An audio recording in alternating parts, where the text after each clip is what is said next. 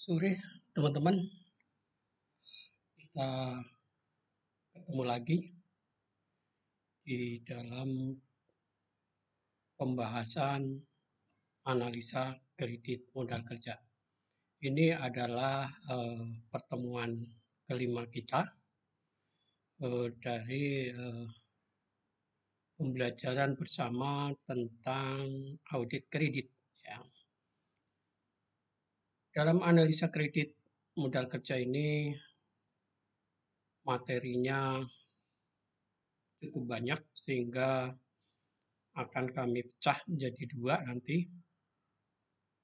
Pertama, kita akan membahas tentang aspek-aspek dan prinsip perkreditan yang kemudian ada konsep kredit. Baru nanti di pertemuan selanjutnya itu tentang analisa kreditnya, khususnya analisa kredit modal kerja. Bagi teman-teman yang baru bergabung, silahkan pencet atau tekan tombol subscribe ya, sehingga teman-teman tidak ketinggalan dalam pembahasan selanjutnya. Saya ulangi kembali bahwa pada pertemuan pertama itu kita telah membahas tentang konsep kredit, kemudian pertemuan kedua kita membahas tentang analisa rasio, pertemuan ketiga kita membahas tentang analisa sumber dan penggunaan dana, kemudian pertemuan keempat analisa arus kas, dan di mana di pertemuan 5 ini kita akan membahas tentang analisa kredit modal kerja. Seperti kita bahas pada awal di konsep produk kredit, di mana di kredit itu ada cash loan dan non cash loan. Di cash loan itu terdiri dari dua, yaitu kredit modal kerja dan kredit investasi. Pada pertemuan 5 ini kita khusus akan membahas tentang kredit modal kerja. Analisa kredit modal kerja. Analisa kredit adalah suatu rangkaian kegiatan penilaian terhadap objek pembiayaan yang dituangkan dalam bentuk dokumen proposal permohonan kredit, atau ada yang bilang dokumen analisa kredit.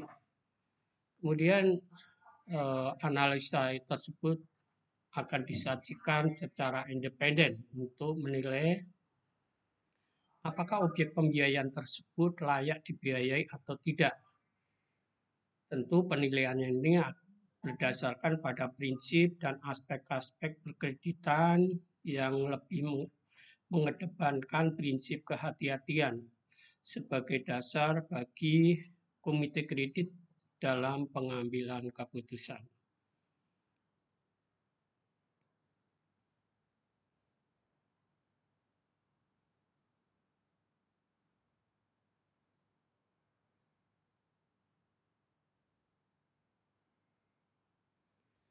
Setiap permohonan kredit yang diajukan oleh calon debitur tentu harus dilakukan penilaian secara seksama oleh pihak-pihak terkait yang memproses permohonan kredit nasabah.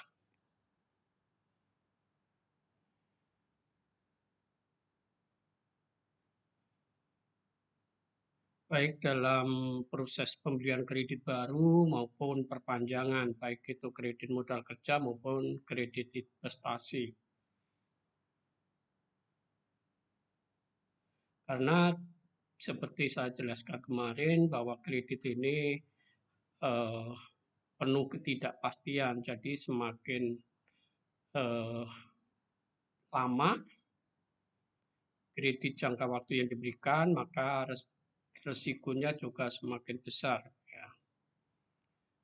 Resiko kredit adalah suatu resiko kerugian yang disebabkan oleh ketidakmampuan dari nasabah ya, itu tidak dapat menyelesaikan kewajibannya atau wan prestasi. Baik itu kewajiban untuk membayar pokok maupun bunga. Meskipun analis itu sudah berusaha untuk secara maksimal ya untuk menganalisa setiap permohonan kredit. Namun risiko kredit ini masih bisa terjadi ya. Karena mungkin nasabah ini gagal bayar akibat risiko bisnis atau memang ada proses-proses yang tidak prudent. Bisa ada rekayasa ya, baik itu yang dilakukan oleh nasabah pada saat pengajuan kreditnya dengan merekayasa laporan keuangan yang disampaikan sehingga seolah-olah nasabah itu selama ini untung dan mampu membayar dari hitungannya dia akan mampu membayar kewajibannya dengan cara melakukan markup dari laporan keuangan yang mereka sampaikan ke bank sebagai dasar untuk dilakukan analisa.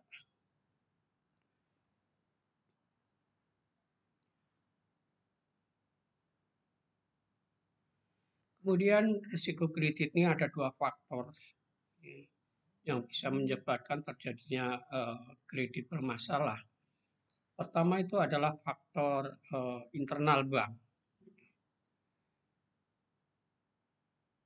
yang disebabkan karena ketiadaan kemauan membayar ya.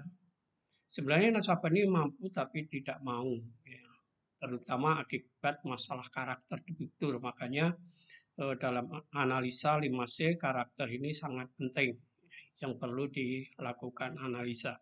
Nanti masalah karakter akan kita bahas.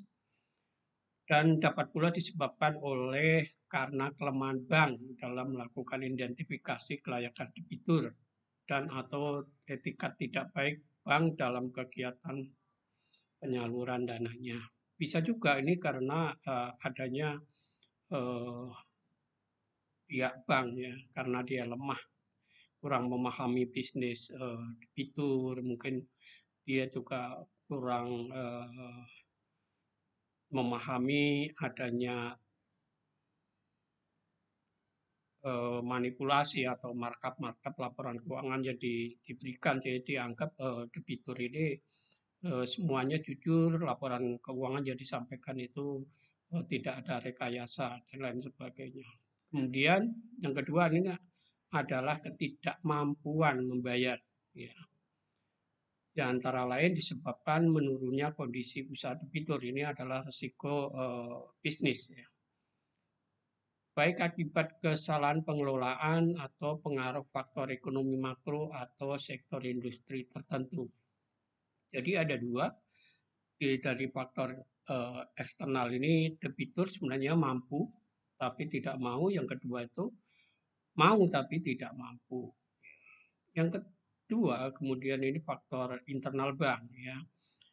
Ada konsentrasi risiko kredit dalam portfolio asetnya, kemudian ada kelemahan sistem pengendalian atas proses manajemen risiko kredit. Yang ketiga itu adanya etikat tidak baik dari pengurus bank, antara lain adanya kesengajaan mengabaikan prinsip kehati-hatian dalam proses kelayakan kredit dan penyediaan dana lainnya, kerjasama, kolusi dengan debitur dan lain sebagainya. Ini adalah termasuk prinsip-prinsip ketidakhatian yang mereka langgar.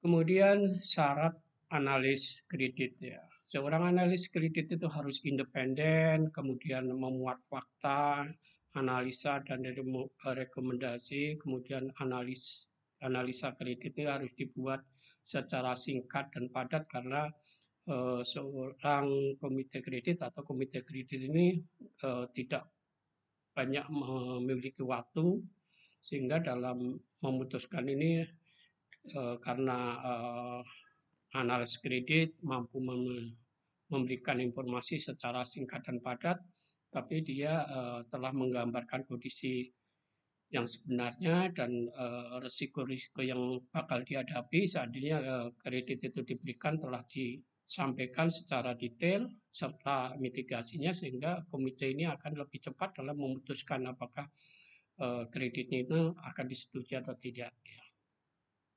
Kalau kita bicara independen itu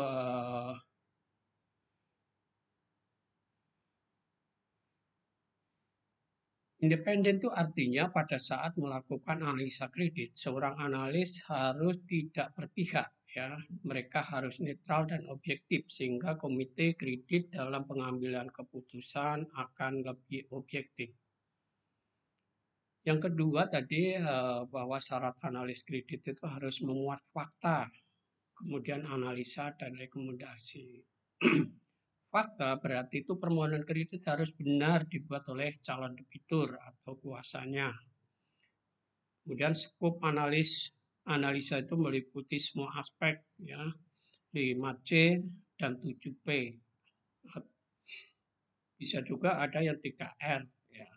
Kemudian rekomendasi, ya, apakah permohonan dari nasabah itu layak disetujui atau tidak.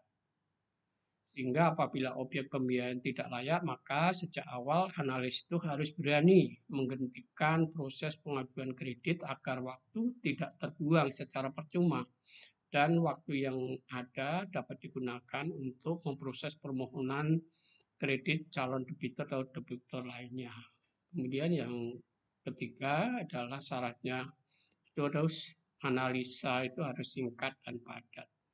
Analisa kredit harus dibuat secara singkat, tidak bertele-tele, padat dan memuat poin-poin yang relevan saja dengan permasalahan yang dianalisa, sehingga memudahkan bagi komite kredit dalam pengambilan keputusan. Prinsip dalam pemberian kredit, ya. Dalam proses penyaluran kredit kepada masyarakat, bank harus memenuhi 2 prinsip utama, yakni prinsip kepercayaan dan prinsip kehati-hatian. Prinsip kepercayaan ini memberikan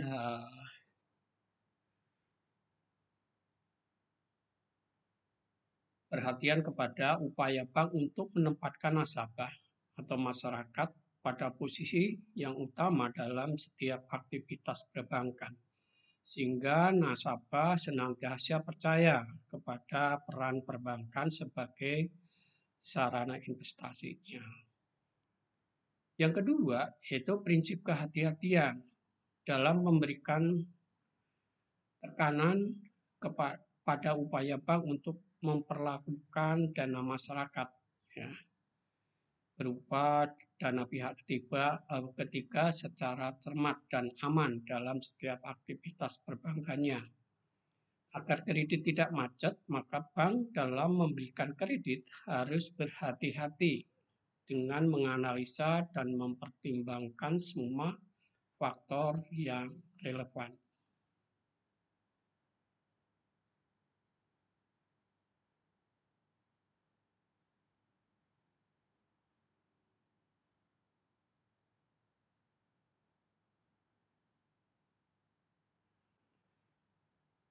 Kemudian seperti dijelaskan di depan tadi ada mengenai kita harus memperhatikan tentang prinsip kehati-hatian, diantaranya ada prinsip 5C dan nanti juga ada prinsip 7C yang akan kita bahas.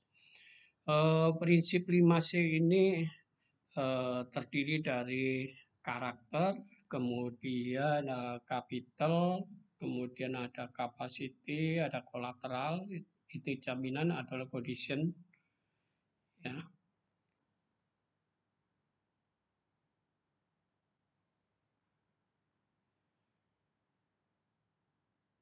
Karakter.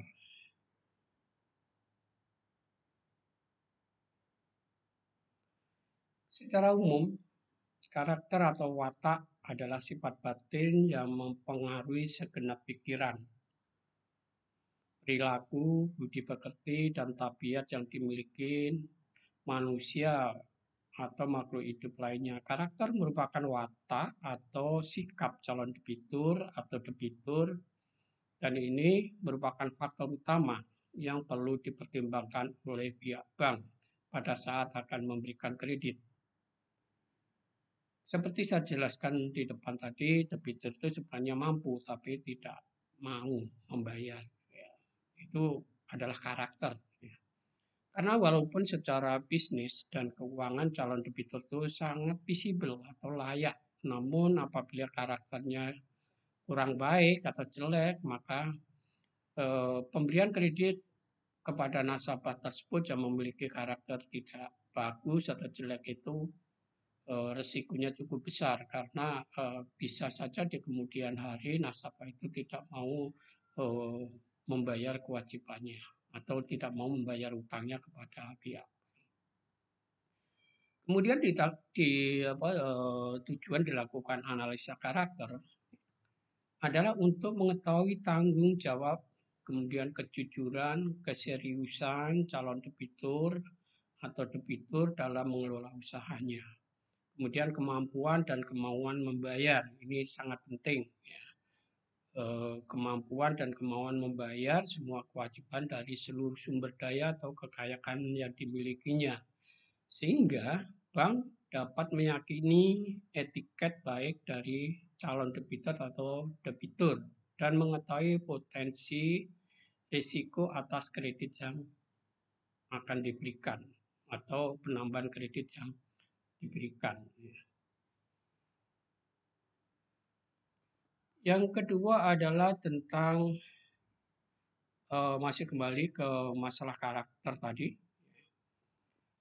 Kembali ke karakter bahwa untuk memeriksa karakter itu memang perlu dilakukan beberapa tindakan ya. Karena karakter ini sebenarnya bisa diperoleh dari calon debitur sendiri, kemudian dari catatan dokumen, kemudian dari laporan bank, BI atau OJK ya.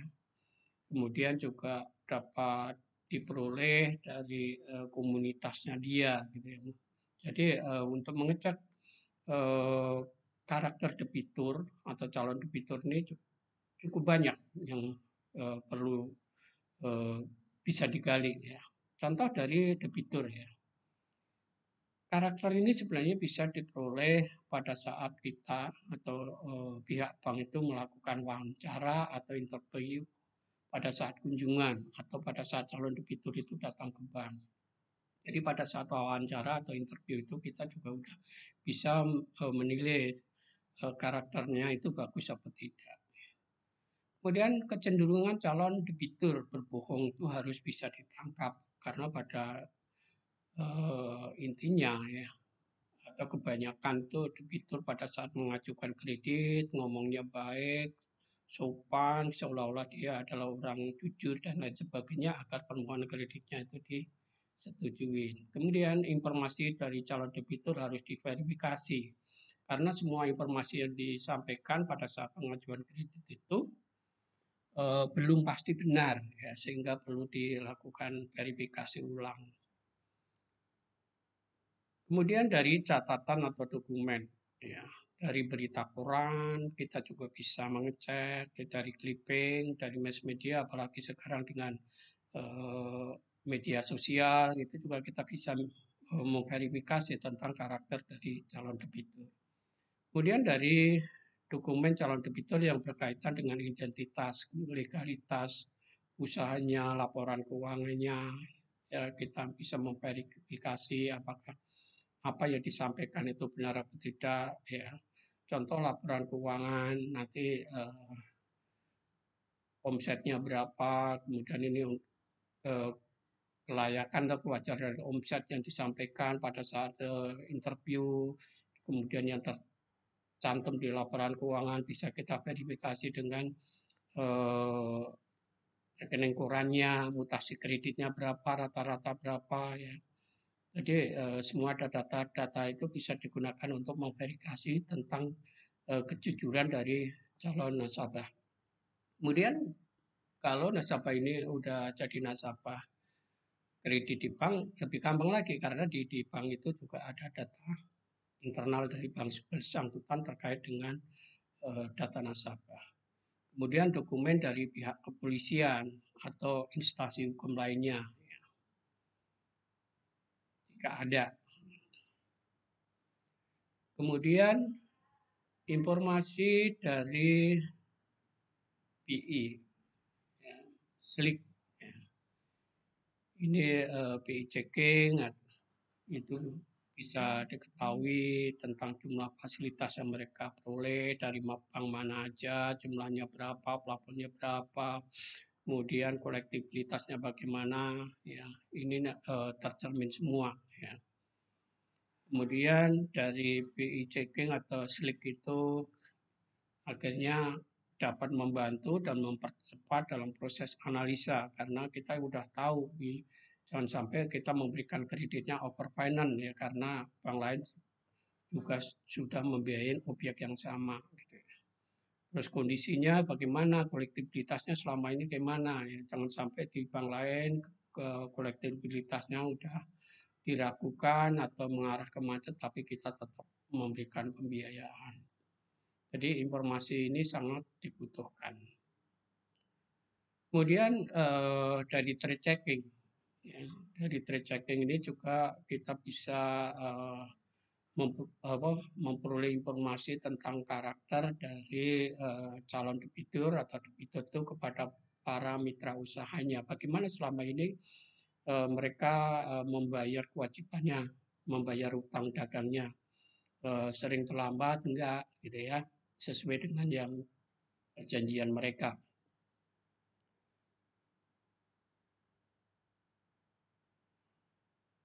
Kemudian khusus buyer itu juga untuk mengetahui berapa frekuensi pembelian, kemudian nominalnya berapa, cara pembayarannya bagaimana, dan ketepatan pembayarannya bagaimana. Ya, kalau khusus buyer ini berarti kita bisa menggunakan untuk memverifikasi tentang jumlah penjualan yang ada di neraca. Benar enggak sih? Dari verifikasi ini juga bisa menunjukkan paling enggak kita mau verifikasi jumlah 10 besar ya. 10 besar dari bayar nasabah. Supplier juga gitu. Supplier itu juga bisa kita verifikasi selama ini mengenai ketaatan dia membayar ya. Itu bagaimana jumlah volumenya pembeliannya berapa, jumlah pembelian dalam rupiahnya berapa. Nah, informasi ini juga bisa digunakan untuk memverifikasi tentang harga pokok penjualannya serta utang. Ya. Kemudian dari community, ya. Community itu juga penting untuk mengecek karakter. Ya. Dari community ini kita juga bisa mengecek tentang kepemilikan usaha dan skala usaha calon debitur. Dari community ini juga kita bisa mengetahui peran serta calon debitur dalam kegiatan sosialnya, ya baik hobi, keagamaan, olahraga dan lain sebagainya. Ini informasi yang digunakan untuk mengecek tentang karakter dari calon debitur. Kemudian capacity. Ya.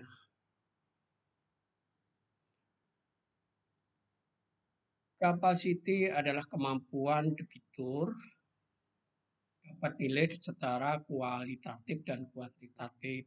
Contoh yang untuk kualitatif dapat dilakukan dengan cara melakukan penilaian terhadap bagaimana kemampuan calon debitur itu mengelola usahanya. Ya. Ini pengalaman dia, ya. Pengalaman dia udah berapa tahun, ya. Usahanya bagaimana pada saat mengalami kondisi-kondisi krisis, bagaimana dia bisa survive strategi-strategi apa yang selama ini dilakukan sehingga usahanya tetap bisa berjalan dan lain sebagainya. Kemudian pengalaman itu juga termasuk di dalamnya sistem manajemen yang dilakukan mengelola usahanya, apakah ini atau dia sudah membuat kaderisasi sehingga orang-orang tidak terfokus sama nasabah. Ini sangat penting gitu, karena pada saat nasabahnya tidak bisa menjalankan, kalau di one man show belum ada kaderisasi maka bisa omset penjualannya turun karena dia tidak bisa menjalankan dengan baik. Nah, key person ya dari usaha calon debitur itu serta telah ada atau belum disiapkannya kaderisasi seperti yang saya jelaskan tadi ya. Untuk kaderisasi ini sangat penting. Dari segi kuantitatif, kuantitatif itu kapasitas tentang kemampuan dia untuk membayar kewajibannya ya. Ini biasanya bisa kita hitung dari laba ya, laba atau bisa datanya itu diambil dari rugi laba. Untuk mengetahui kemampuan membayar itu biasanya bisa dihitung dari total earning after tax, kemudian ditambah dengan biaya-biaya non cash ya seperti depresiasi, penyusutan ya, atau amortisasi ya, baru dibagi financial payment atau kewajiban keuangan dia. Ini bisa bunganya saja atau kalau dia memang kewajiban dia itu ada pokok ya bunga dan pokok pinjamannya. Kemudian untuk kredit rekening koran biasanya yang dihitung ini ada menggunakan rumus time interest earned atau TIE ya. TIE ini kalau teman-teman di analisa rasio itu ada TIE. Ini rumusnya adalah earning before interest and tax dibagi bunga. Kira-kira berapa persen ya, atau berapa kali. Ya. Kalau EBIT dibagi bunga itu lebih dari 1, berarti dia nggak ada masalah dalam membayar kewajibannya. Biasanya kalau cuma bunga, rasionya ini hasilnya cukup besar. Nah, untuk kredit konsumer ya biasanya kita dengar kemampuan membayar itu dihitung dari debt service ratio ya. Total kewajiban dia dibagi total penghasilan. Jadi untuk yang kredit sifatnya angsuran ya, itu untuk mengetahui tentang kapasitas dia dari aspek kuantitatif itu bisa dihitung dari rasio NOPAT bagi financial payment, kemudian untuk rekening koran itu bisa kita hitung dari EBIT per interest, kemudian kalau untuk kredit konsumer, KPR, KPM itu bisa dihitung di SR, itu total kewajiban bagi total penghasilan, itu dari kapasiti dari kuantitas ya.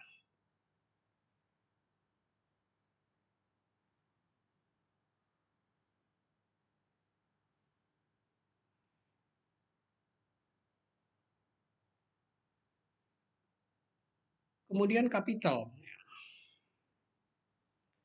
Kapital merupakan hal yang sangat penting ya.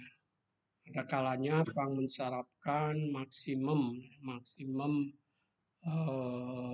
pinjaman wajar dibandingkan dengan total modal yang dimiliki atau kebijakan pembatasan persentase antara utang dengan modal. Namun pembatasan ini antara bank satu dengan lainnya bisa berbeda ya.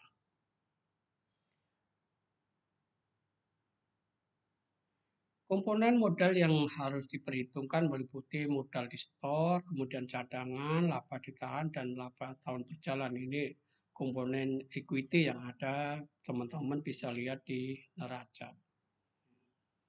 Kapital ini sebenarnya terkait dengan struktur permodalan dia. Apakah selama ini kegiatan operasional mereka dibiayai dari utang atau dari equity mereka sendiri atau model sendiri. Kalau semakin besar utangnya atau komposisi utangnya, berarti resiko untuk pemberian kredit itu juga besar. Ya. Tetapi kalau sebagian besar itu justru dari equity-nya dalam membiayai kegiatan operasionalnya, berarti resiko untuk pada saat memberikan kredit nasabah ini relatif kecil.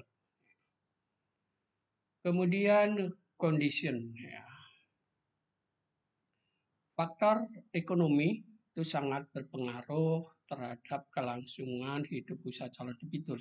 Sebelum mengetahui secara mendalam mengenai bisnis calon debitur, perlu kiranya kita juga mempelajari apakah ada peraturan pemerintah atau negara lain yang secara langsung maupun tidak langsung itu bisa menghambat laju pertumbuhan usaha debitur lalu calon debitur itu di masa yang akan datang.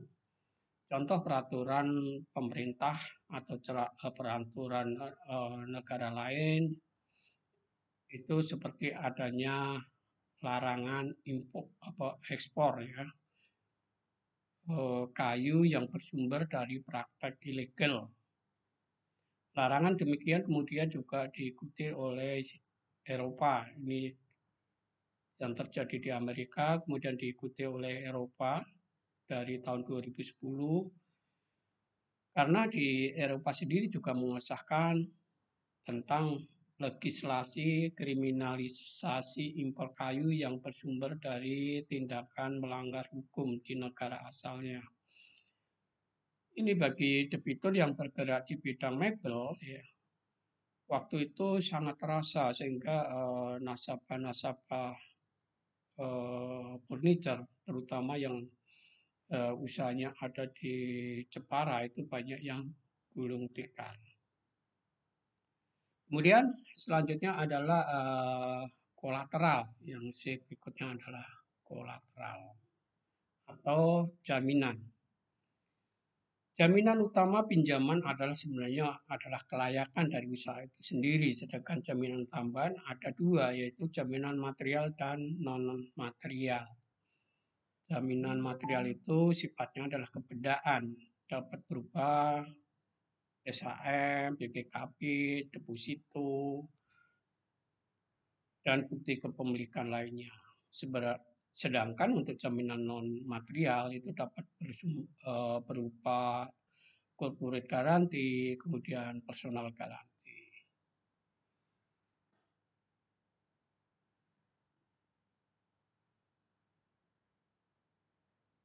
Ini adalah penilaian terhadap 5C ya. Tadi ada karakter, kemudian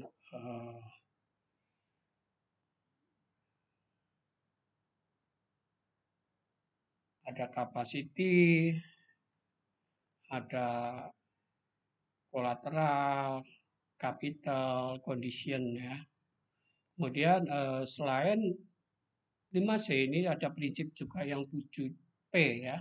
Ada personality, ada party, ada purpose, prospect, payment, profitability, kemudian yang ketujuh itu adalah protection.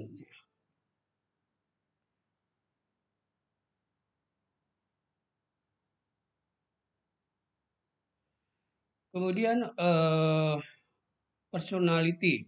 Apa sih yang dimaksud dengan personality? Personality itu adalah kepribadian.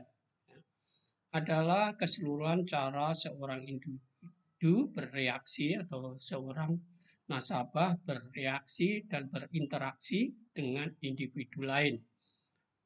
Paling sering dideskripsikan dalam istilah sifat ya. Sifat debitur itu bagaimana sih yang bisa diukur dan ditunjukkan oleh debitur. Penilaian personality ini adalah mencakup penilaian tentang sikap, Ya, sikapnya debitur itu gimana sih selama ini, tentang emosinya, kemudian tingkah lakunya, tindakan calon debitur dalam menghadapi suatu masalah itu bagaimana, ya. Kemudian parting. Penilaian calon debitur atau debitur itu berdasarkan klasifikasi atau golongan tertentu, berdasarkan modal, loyalitas, serta karakternya. Yang ketiga adalah purpose, menilai tujuan, ya, penggunaan kreditnya dari calon debitur atau debitur dan jenis kredit yang diinginkan. Ini diperlukan, ya, untuk tujuan ini memang tujuan penggunaan kredit itu bermacam-macam sesuai dengan kepentingan dari calon debitur. Apakah untuk konsumer, untuk komersil atau corporate, atau bisa juga itu kreditnya konsumtif atau produktif. Kemudian prospek, ya, ini digunakan untuk menilai usaha calon debitur di masa akan datang, apakah ada potensi untuk tetap berkembang atau berlanjut, usaha tersebut menguntungkan atau tidak, atau bahkan sebaliknya. Kemudian payment, payment ini digunakan untuk menilai calon nasabah. Untuk menilai calon nasabah dalam mengembalikan pinjaman atau menilai sumber dana apa saja yang akan digunakan untuk membayar kreditnya jika permohonan kredit nasabah itu disetujui. Kemudian selanjutnya adalah profitability, ya.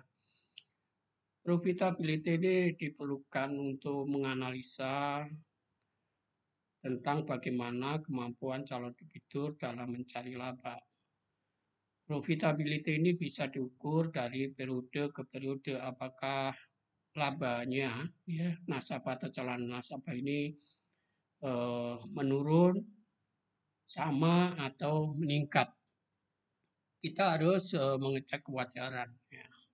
Karena ini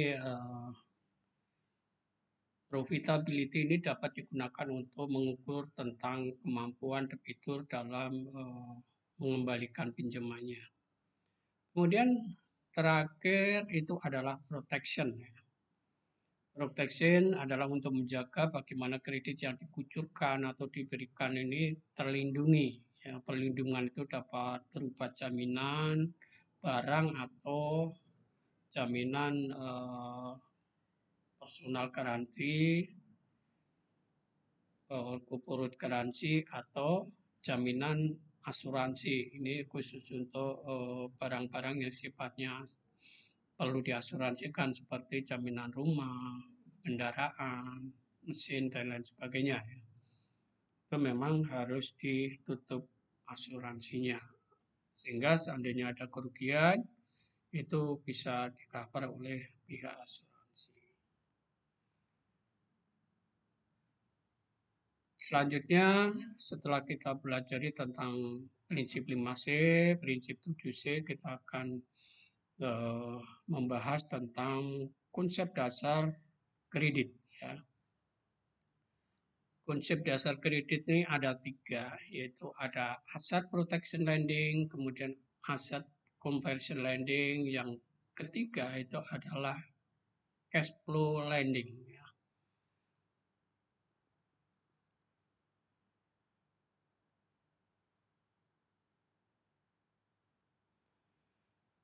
Konsep dasar aset conversion lending, ya, pada umumnya usaha yang bergerak di bidang industri, perdagangan maupun jasa memiliki suatu perbedaan waktu antara uang masuk dan uang keluar. Sehingga dalam tenggang waktu yang berbeda tersebut akan terdapat suatu kekurangan dana yang harus ditutup sampai terjadinya aliran kas masuk. Jika debitur memiliki uang kas yang cukup, maka kekurangan dana ini dapat ditutup dengan uang kas yang dimiliki sehingga tidak perlu mencari bantuan pembiayaan. Tetapi kalau dana yang mereka miliki tidak cukup untuk membiayai kegiatan operasional, nah kekurangan itu akan dipenuhi dari pinjaman.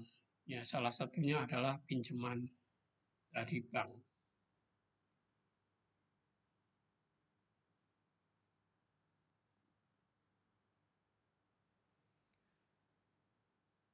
Tingkat siklenya adalah gini ya, teman-teman nanti bisa baca. Uang cash, kemudian dibeliin barang, kemudian ini kalau barang diproses jadi barang setengah jadi, barang jadi dijual, kemudian jadi air dipakai baru ketemu uang lagi.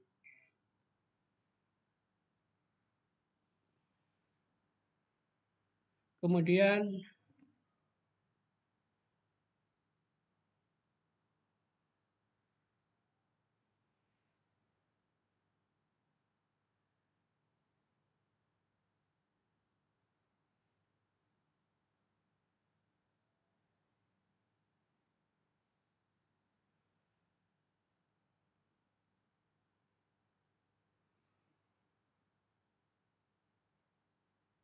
resiko dalam konsep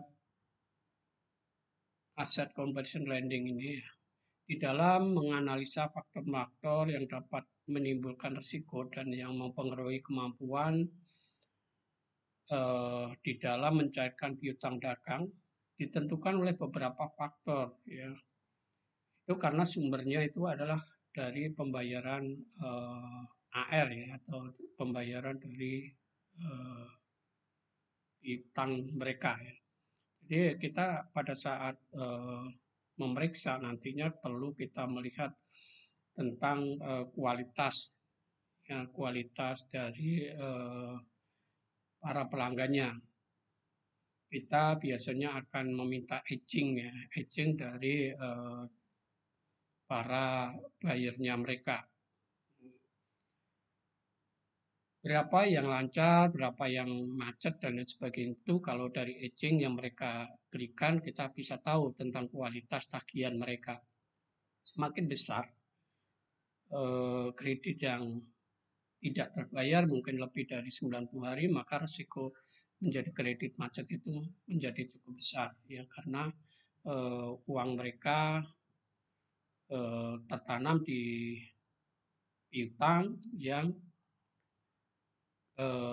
kemungkinan risiko tidak terbayarnya cukup besar. Misalnya dia ada yang piutangnya gede sudah lebih dari 120 hari tapi tidak dibayar.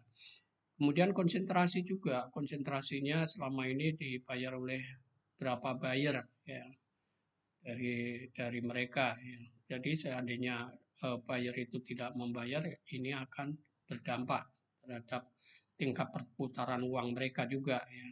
Tingkat perputaran mereka, kemudian omset dia dan lain sebagainya.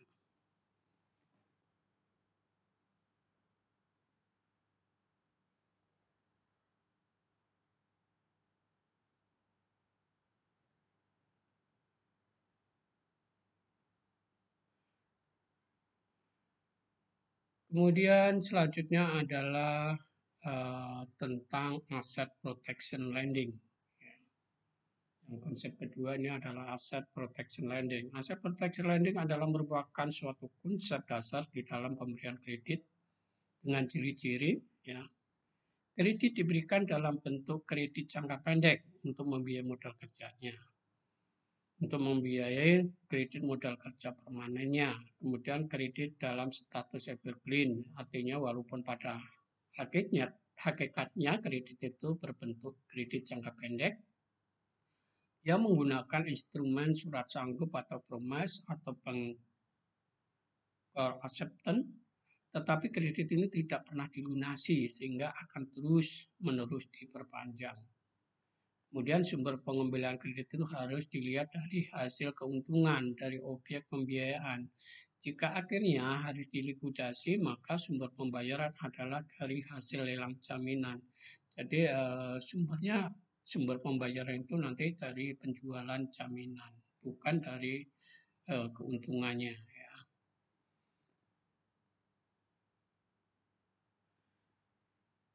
Ini dari konsep aset protection lending ini orang sering salah mengartikan bahwa aset protection lending ini adalah kredit yang diberikan berdasarkan jaminan. Karena dalam prakteknya aset protection lending kredit itu diberikan tanpa ada jaminan atau unsecured loan ya. Aset protection lending ini merupakan konsep antara commercial lending dan cash flow lending. Konsep dasar dari aset commercial lending adalah untuk membiayai working investment yang bersifat variabel, yang pembayaran kreditnya mengandalkan dari penyelesaian siklus musiman. Sedangkan untuk konsep cash flow lending adalah pembiayaan yang tujuannya untuk membiayai working investment dan aset yang bersifat permanen dengan sumber pelunasan cash flow dari laba operasional. Dan pembayaran langsungnya akan diselaraskan dengan proyeksi aliran kas atau cash flow-nya, ya, cash flow masuknya untuk tahun-tahun mendatang.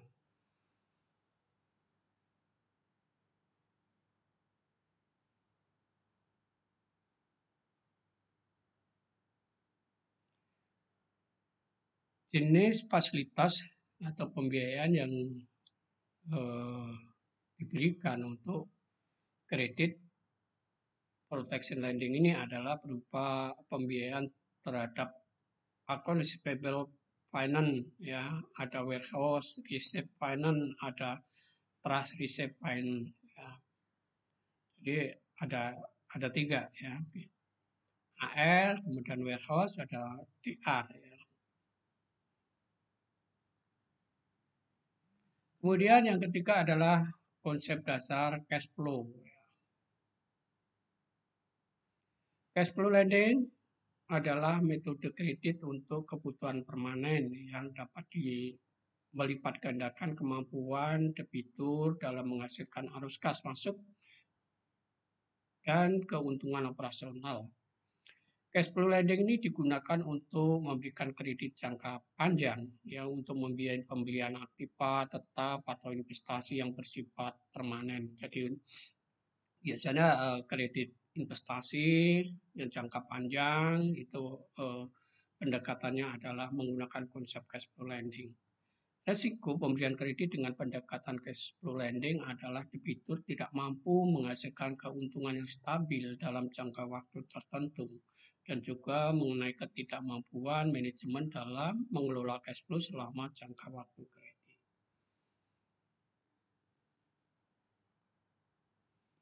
Konsep dasar dari cash flow lending di dalam pemberian kredit ini ditujukan untuk membiayai kebutuhan yang bersifat permanen dalam bentuk permanen working investment, kemudian capital expenditure, kemudian investasi jangka panjang lainnya.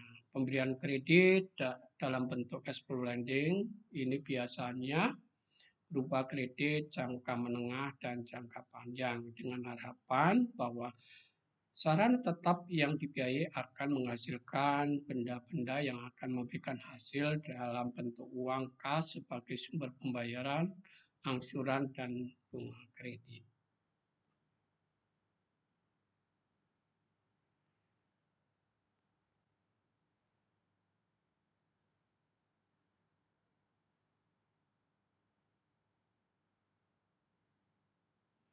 Kriteria dari pemberian kredit atas dasar cash flow. Ya, konsep cash flow lending ini adalah pertama adalah cash flow debitur cukup, adequate, dan sehat. Cash flow yang sehat adalah apabila debitur telah berada dalam puncak perkembangannya sehingga volume penjualan sudah berada pada tingkat yang optimal dan tidak akan bertambah lebih besar lagi. Cash flow sehat apabila jumlah laba ditahan selama ini mampu untuk membiayai permanen booking investment-nya.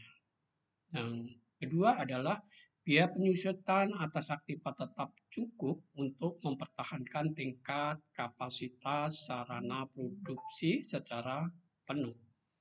Kemudian debitur dapat melunasi kredit jangka pendeknya pada saat jatuh tempo tanpa melakukan penundaan pembayaran kepada para pemasoknya atau menarik kredit baru untuk melunasi kewajiban lamanya. Kemudian debitur ini memiliki cash flow yang cukup untuk membayar angsuran pokok dan bunga atas kredit jangka panjang yang sudah ada serta masih memiliki sisa uang kas dari hasil operasi untuk membayar dividen kepada para pemegang sahamnya. Yang kedua, kriteria yang kedua adalah pemberian kredit atas dasar konsep cash flow ini adalah cash flow-nya tidak sehat, ya. Yaitu apabila debitur selama ini telah membayar dividen yang sangat besar dari keuntungan bersihnya, namun menggunakan cara-cara yang tidak sehat. Pertama, debitur telah memanfaatkan cadangan penyusutan untuk memenuhi kewajiban pembayaran angsuran dan bunga kredit jangka panjangnya. Kedua adalah debitur ternyata telah secara sepihak memperpanjang jangka waktu pembayaran tagihan kepada para suppliernya dengan menunda pembayaran utang dagang yang telah jatuh tempo untuk membiayai trading asetnya yang bersifat permanen. Yang ketiga adalah kredit jangka pendek yang diberikan oleh bank tidak pernah dilunasi secara penuh dan telah menjadi evergreen loan, ya.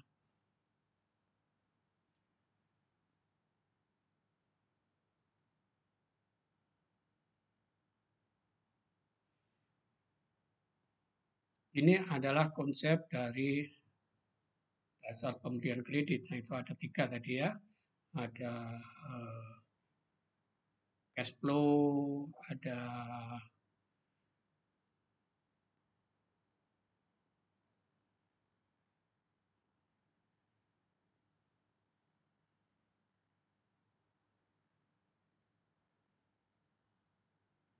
ya, kita lanjut ke tentang analisa kredit, ya.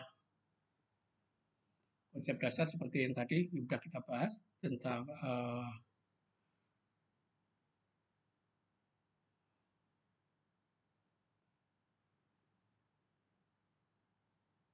untuk analisa kredit akan kita bahas di pertemuan selanjutnya. Jadi teman-teman jangan berhenti di sini karena ini nanti ada lanjutannya karena waktunya cukup lama sehingga sengaja kami pisah, di mana analisa kredit itu akan dibahas di pertemuan 5B. Ya, ini saya pecah, ini 5A, kemudian ada 5B. Jadi di dalam pembahasan di sini hari ini kita membahas tentang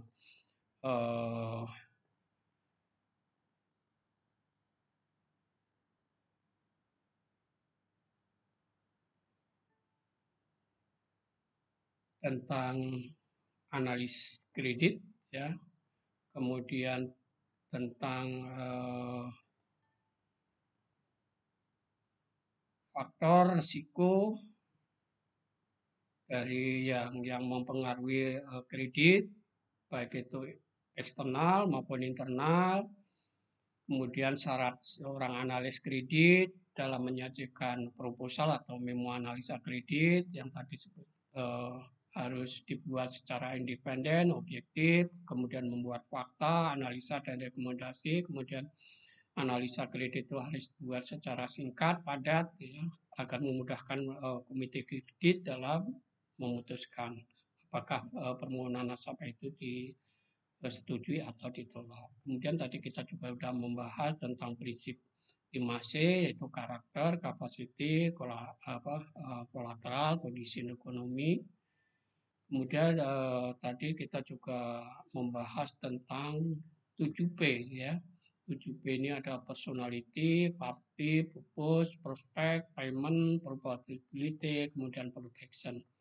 Yang selanjutnya adalah tentang konsep dasar kredit, yaitu asset protection lending, kemudian asset conversion lending, yang terakhir adalah cash flow lending. Oke teman-teman, mudah-mudahan apa yang kita sampaikan hari ini menambah wawasan bagi teman-teman mahasiswa, kemudian teman-teman audit kredit, ya, dengan memahami konsep dasar ini akan memudahkan bagi teman-teman dalam melakukan pemeriksaan kredit karena kita udah tahu dasarnya kredit ini apa sih, risikonya apa sih, ya. Jadi kita akan lebih cepat dalam memeriksanya nanti.